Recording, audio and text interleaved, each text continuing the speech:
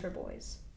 But what's so bad about looking like a boy? What's so bad about looking the way you want to look if it makes you feel comfortable? If someone feels the need to make you feel bad about the way you dress, look, or act, just because it's not what they think is normal for you, they are the ones with problems. Everyone can present themselves however they like to based on how they identify as a person. If it makes you feel good to present yourself a certain way, don't let the ignorance of someone else stop you.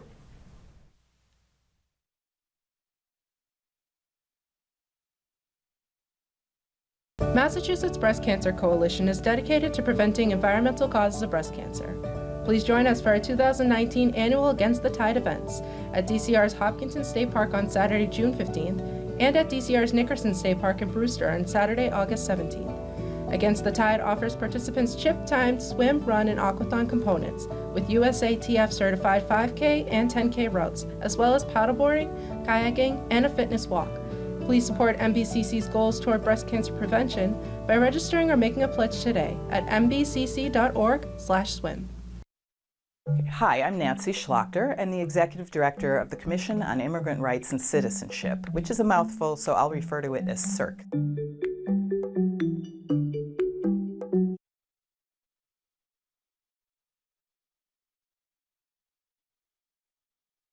Our school is a safe community. Good evening and welcome to FabFit TV. I am your host, Kim Barnes Jefferson, and I help women over 40 give themselves permission to break free of the rules and doubts that have kept them stuck so they can finally feel fit, comfortable, and confident in their bodies. And today, I always kind of think to myself, like, what do you guys need to hear? What does my audience need to hear? What are the things that I'm hearing from people? And I think at the end of the day, we all just want to live a really good life. We all want to live like a fabulous life. You know how I want to live the flip-flop life, and hopefully you want to live the flip-flop life too. And so as I think about that, and I created a manifesto of like, what does that really mean?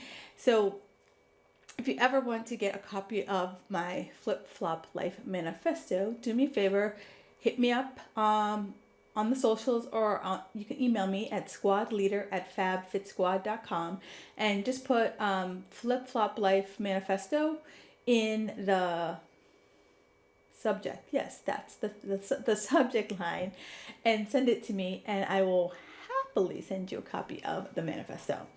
So when I was thinking about, all right, who am I to come up with a manifesto? So I came up with a manifesto because it was like, how do I want to live my life? And that's where I want you to think about yourself. Like, if you think about, if you were starting a business, you would be like, what kind of business do I want to start? And then you would say, the business is going to sell, magic beans, and the beans are going to come in these like wonderful containers, and then the wall colors are going to be this color, and then we're going to do, when people come in the store, we're going to greet them in such a way. So I want you to think about, like, when we think about certain things, like, heck, when we plan a kid's birthday party, we plan anyone's party, we figure out all the minute details, and we take it from soup to nuts. Yeah, we don't do the same thing with our lives, and you kind of bump along, for lack of a better term, and then you wake up and you're just like, hell, how did X amount of years pass by? And I told myself, when I was a little kid, that I was going to be, I don't know, were you going to run away and join the circus? Were you going to be a French clown? I don't know. Whatever it was that you told yourself you're going to be, you're kind of like, darn it, life has just passed me by. So this came up to me because I'm in the process of running this 5-day masterclass, and it's all about, those people who fall on and off the fitness wagon. And, some of the themes have come up from these women, and I wanted to really kind of explore it a little bit more here with you. And it's a little bonus for the ladies that they don't even know that it's happening. So it came to me as one of my private clients. She was, she's like, I thought by now I would be so much more successful. And I was like, well, okay, so what is success to you? how do you define success? And then how are you measuring it? Because, the best thing I ever heard about when it comes to success is that when I aim at nothing, I always hit it. That was like a coconut to the head. And when I asked her this question, she kind of gave me this blank stare. And I was like, are you comparing yourself to somebody else? What do you want to be successful at? What do you want to be known for? What is the legacy you want to live? Because before I start looking out the window and saying, so-and-so has this and so-and-so has that and trying to keep up with the Joneses, I gotta know what I want. Because you know how I feel, and I'm gonna get a little woo up in here, but if you don't clearly declare what you want, there's no way the universe can conspire to bring it to you. If you are, one day you want an orange, and one day you want an apple, and one day you want a banana, there's no way the universe is going to be like, girl, I'm just going to sit over here in the corner. I'm going to wait for you to get your stuff together. And when you get your stuff together, then I'm going to kind of see if you really want it, or if you're going to change your mind. You're going to be, all around the barn.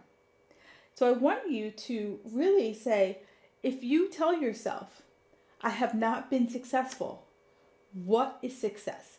Define it. Just like a word, right? If we all know, if I were to say iPhone, oh, I know exactly what an iPhone is. And then you would take it to the next level. What model iPhone do you have, right? So that's the same thing that happens with goals and success. You can't say, oh, really got to get, like, successful to me is really getting back to working out. Okay, how many days a week are you working out? What are you doing for those workouts? Like, it's taking that like one idea and then, flushing it out, right? It's like, I'm going to build a house. Okay, so what kind of house? Ranch? Split ranch? I know nothing about architects, so, but are you picking up what I'm putting down? It's like, I need to be able to define what it is I'm going for. Because if I'm not clear on what I'm going for, how do I know I got there? How do I know that I'm not successful? Right? So, and I'm all about having big, audacious goals. I'm totally for that. But you have to clearly articulate what the goal is, and you have to give it a deadline, because it's really easy to, I always say, sometimes like a house project. Have you ever, remodeled your kitchen?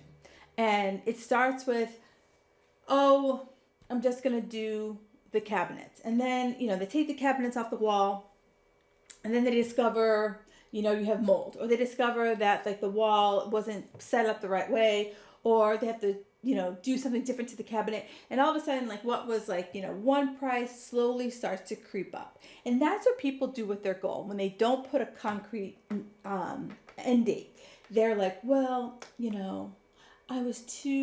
say we're going for weight. Well, I was 2 pounds less. So I'm just I totally failed. No, you didn't fail. So then I'm going to extend the date, and then I'm going to harder, I'm going to restrict, blah, blah, blah, blah, blah. So I challenge you to write down 10 things that make you feel successful, right? It doesn't have to be these like big things. So I'm going to share with you what I wrote down. Because when you write down these 10 things, it keeps things simple, and I like things simple, right? Because life's already complicated enough without me complicating my own life or me complicating someone else's life. So the first thing is and it also keeps you from chasing rabbits, because it helps you to figure out if what you're doing is in alignment with what you want most. So for me, if I said, what success is for me is, I don't want to set an alarm clock, right? I just want to get up when I get up. And that's every day. I want every day to feel like a Saturday. That's what I want. Success for me is when my clients email me back, text me back, however, communicate back to me that I've inspired them to take action, that I've done something that has changed a life, no matter how small or insignificant that it is. I want to know that I had an influence over someone's life. I also love it when my own mindset shifts. That's something that I was once struggling with. I now am like, X number of months ago, years ago, I would have been like shut down. Now I have the tools to handle that. The other thing is I'd like to be able to travel, every 3 months. Just pick up and go somewhere every 3 months. So that is that's on my list of what success looks like for me. So you take the time, write down 10 things, and it just, what makes you feel successful? What makes you feel happy, right? It could be I want to get a dog, whatever. I want to get a cat, goldfish, go for it. And give yourself grace. I see so many people beating the tar out of themselves over just past stuff that, over past stuff that just doesn't even matter anymore. It doesn't matter to anyone but you keep playing that song over and over again. It's kind of like, and I'm so guilty of this. It's like, those movies that you've seen 5 zillion times. That it's in the middle of the movie, it's at the end of the movie, it's at the beginning of the movie, yet you still park your tush down and you watch, you say the words along with it, especially if it's one of those like sad movies like The Notebook. You know exactly what's gonna happen, but you watch. Or I just rewatched Message in a Bottle. Know exactly, sorry, spoiler alert, the ending is not gonna change. It's still gonna be a tear-jerking moment, and you still watch it. And my husband's like, why do you do that? I'm like, I don't know, but I still do it. So I want you to start to give yourself some grace. Stop being so hard on yourself, because yes, who doesn't make a mistake? If you can point out someone who has not made a mistake, they're not alive. And especially when it comes to health and fitness, there are no fatal mistakes, right? If you didn't die, you're good. You just learned a way that doesn't work, right? Having a brownie is not going to kill you. Having an extra glass of wine is not going to kill you. So what I want you to think about is give yourself the same kindness that you would give your kid, right? Your kid paints on your living room wall. Of course, initially you're pissed off, but you're like, oh, Charlie, let's clean this up together. The initial ugh. And then you kind of all right, I'm not going to just go full crazy on my kid. Maybe you, I don't know. But I want you to have that same kindness that you would express to a kid that you would express to yourself. Because, think about it. When you beat the tar out of yourself, is that motivation? Does that make you want to try even more? No, you're like, F it. And you move on. And you're just like, it's time to bring on, time to go full in, 2 feet in on just crazy behavior. So I want you to the big thing is to accept where you are and make a plan. Now, I know everyone wants to jump in and be the expert. But we all can't come in at the expert level. We all can't come in and be, the know-it-all. I know that we want to be the know-it-all, but that's not the case. The other day I was listening to a podcast, and it was this woman is she's a consultant to really rich parents trying to get their kids into preschool, and she helps them craft the essays and all this good stuff to get some kids that are between 3 and 5 years old into preschool. All right, preschool. And some of the parents come in and, what mother or father doesn't think little Johnny isn't a genius?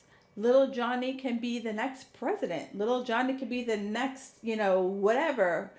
And they've included those kind of things in their essay. And so the woman who, is the consultant, she is just tells it like it is. She does not hold a punch.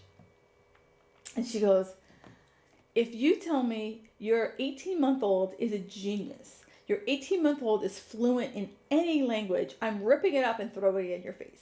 So I want you to think about that. right? These parents at 18 months are putting so much pressure on their kids so that they can get into preschool, that I want you to think to yourself that if you're 18 months old, would you be an expert at anything? You might be an expert colorer.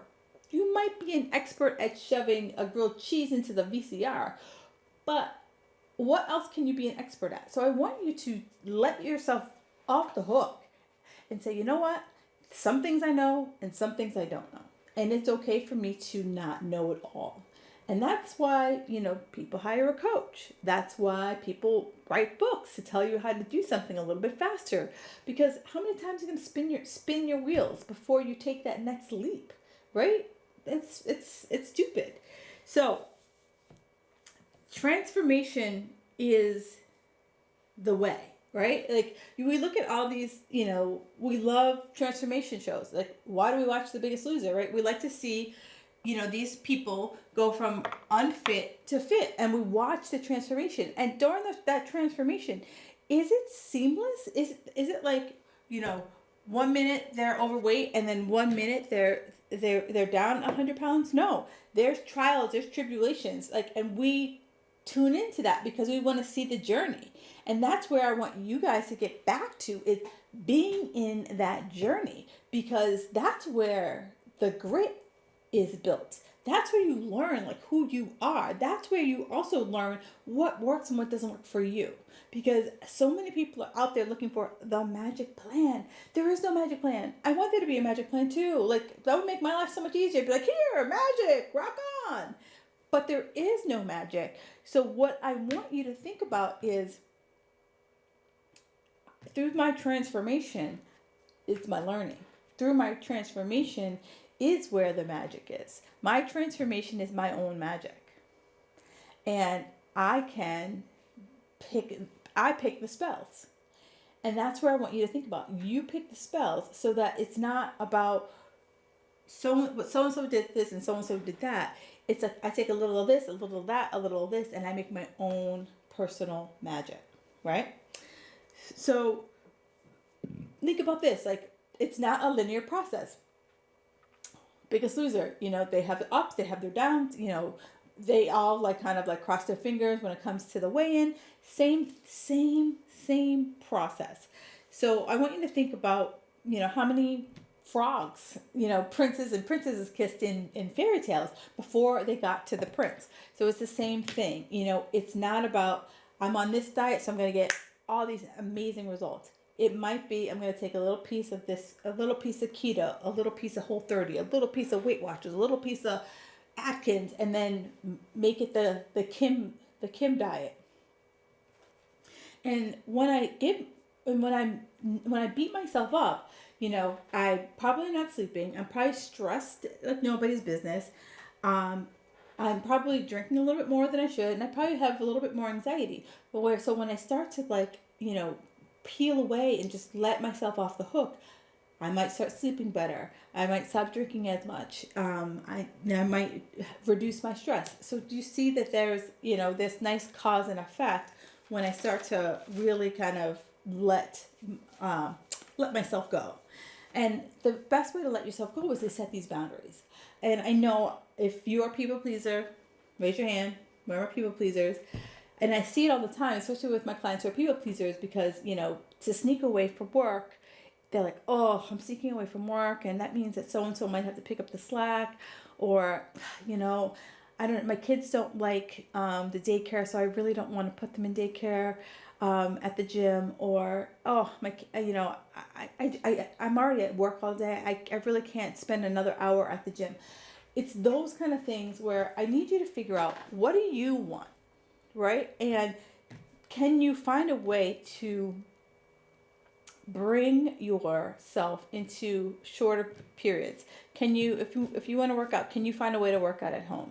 Can you find peace in an extra 30 minutes in the day so that you're not doing it at the end of the day to take yourself time away from your kids? I want you to start to get creative with how does this work? Because I will tell you that the best way to practice boundaries is self-care. And it is for your own well-being, because when you feel good, you project that out to the people that you care about. And when you feel like crap, you project that out to the people you care about as well. So and boundaries are healthy. Boundaries also help, again, reduce that stress. Because one of the biggest things, and I talk to my clients about, is like, if you can't go work out, the two things I always say are not the simplest, but the two things that are the easiest thing that doesn't require a gym membership is to minimize your stress and get some sleep. And when I set my boundaries, those are two things that immediately go up, because one of my boundaries is I set work hours and I stick to them. I set a bedtime and I stick to it. And so when I start to create boundaries just for myself personally, and I honor myself, then I prove to myself I'm worthy of me. So if I'm worthy of me, that gives me more confidence to start making those boundaries to other people. And, I know that it's tough when you're a people pleaser. I have a client who, she has a sick aunt, and her aunt was, mostly a mom to her. And she's like, how could I take the time off to go to the gym when she's sick? And I was like, well, what are you going to do? Stare at her? Like, if you literally go for 1 hour away from her, what's going to happen? It's 1 hour. And you're going to come back more refreshed and more recharged to really help her and serve her. And she'll feel better that you're doing something for yourself versus always waiting on her hand and foot. So just start to think of those things as just little simple things to get away. And don't be afraid to ask for what you need, right? So many people can come to you and say, hey, I need you to do this, and I need you to do that, and I need you to do this. And then it's okay for you, 1, to say no, and 2, to ask for what you need. And then the last thing, before we wrap it up for the evening, is that so many people come to me and they're like, I don't have the discipline. I really, really, really need the discipline. And it's not discipline that you need, it's habits, right? Because habits are how we achieve great things. And the habits turn into discipline. So that's your vocabulary lesson for the evening. And so habits are a decision. Habits are decisions that you make, right? Habits are a decision that you make on a daily basis. So if I want you to think about from the moment you wake up in the morning. For me, I'll tell you my habit. My habit is I set my alarm 15 minutes before I want to get up. I snooze 3 times. That's my thing. I snooze 3 times. It makes my husband nuts, but that's what I do. Then I get up, I brush my teeth, I wash my face, then I put on my gym clothes. Then I go downstairs, I make some coffee, I make my workout drink, I foam roll, and then I head out the door. That's my habit, that's my routine, right? So it took a bit to get to that routine, but I want you to think about that. That's what I do. Before I go to bed, I set my clothes out the night before so that I'm just ready to go. So habits can hold you back, but habits take daily, some habits, if they're bad habits, can hold you back. So the habit of, I'm always going to start again on Monday. That's a habit, right? It's a routine. It's ingrained in you now that I messed up. So Etch-a-Sketch only happens on Monday. Why? Is that a rule? Please show me that book that says that's the rule. So habits can put you into this holding pattern. So habits take practice so that they eventually become a routine. And then once you start getting that routine, that's where you get the consistency. And once you have that consistency, that's where you get the results. So it's that people always say, I want that fit girl magic. I want to live in that golden zone. Well, that's the formula right there. It's, establishing great habits that build onto great routines that establish consistency that give you the results. Now, so I always challenge people, what's one simple habit that you can start? And then I get this whole list. No, one simple habit. So I'll tell you my one simple habit. So, drink more water, okay? So, it's already ingrained in me to drink coffee in the morning. If you try to take away my morning coffee, I will fist fight you. So, instead, what I do is I have my first cup of coffee, then I have a glass of water, and then I have my second cup of coffee. And I can't have that second cup of coffee unless I have that glass of water. That's how I drink more water. Make sense? Right? So then the other way I've added in more water is that I teach group fitness classes. So I have to, before I finish teaching class, I have to drink the entire bottle of water that I bring with me to class. If I don't drink it all during class, I have to drink it on the way home. But in that time I'm away from my home, I got to drink that bottle of water. Lastly, I usually around 7-ish, while I'm cooking dinner, I have another bottle of water that I have to finish that. So typically I'm drinking throughout the day, but I've established these 3 kind of waypoints throughout the day. But I've linked it to something else that I'm already doing so that it's my trigger. So I get the trigger of I had my morning cup of coffee. I get the trigger that I'm teaching a class. I get the trigger that I'm making dinner. So now I'm like, I have 3 guaranteed times during the day that I'm drinking water. Does that make sense? So I want you to think about, okay, what's my one habit? And what is a trigger or several triggers that might get me to remember, okay, this is time to do this. This is time to do that. So with that said, I'm going to really focus in on building great habits over the summer. And the first habit I'm going to talk about is meal prep. So the next show at the end of the month is going to be all about meal prep and how do you make it simple and easy, because girl, I am not about the Tupperware and I am not about spending hours and hours and hours in the kitchen. So I will see you guys on the 25th, I believe that is, but it's the last Tuesday of the month. Have a fabulous evening.